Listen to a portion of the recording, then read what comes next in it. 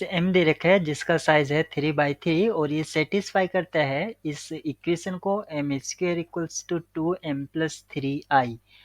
यहाँ पर matrix M का जो डिटर्मिनेंट दे रखा है वो -9 दे रखा है और हमें इस मैट्रिक्स M का ट्रेस फाइंड आउट करना है और ट्रेस क्या होता है?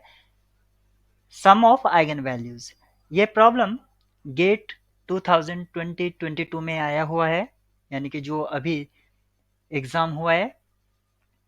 इस प्रॉब्लम को किस तरह सॉल्व करेंगे? अगर m इसको सेटिस्फाई कर रहा है, यानी कि ये एक एनिलेटिंग पॉलिनोमियल को सेटिस्फाई कर रहा है, जिसको हम लिख सकते हैं f(x) = x² - 2x - 3।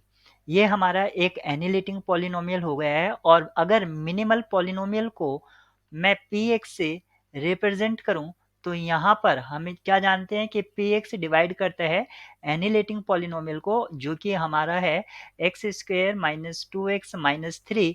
और इसको अगर मैं सिंप्लीफाई करके लिखता हूं तो ये क्या हो जाएगा? x + 1 और x - 3। इस तरह से इसके रूट्स होंगे। तो पॉसिबिलिटी क्या होंगी हमारी एनिलेटिंग पॉलिनोमियल की? एक तो होगा x + 1, एक पॉसिबिलिटी होगी x - 3 और खुद एनिलेटिंग पॉलिनोमियल यानी कि x + 1 और x - 3।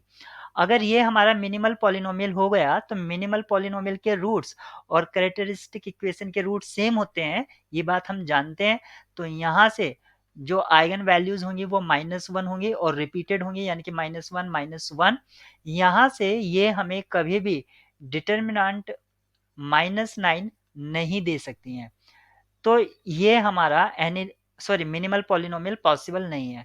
अगर हम ये लेते हैं तो यहाँ से आइगन वैल्यूज 3 3 3 होगी, जो कि हमारा ये भी डिटर्मिनेंट -9 नहीं देते हैं। इस केस में हमारी आइगन वैल्यू -1, 3 और 3 पॉसिबल होंगी, जो कि हमें डिटर्मिनेंट -1 देते हैं।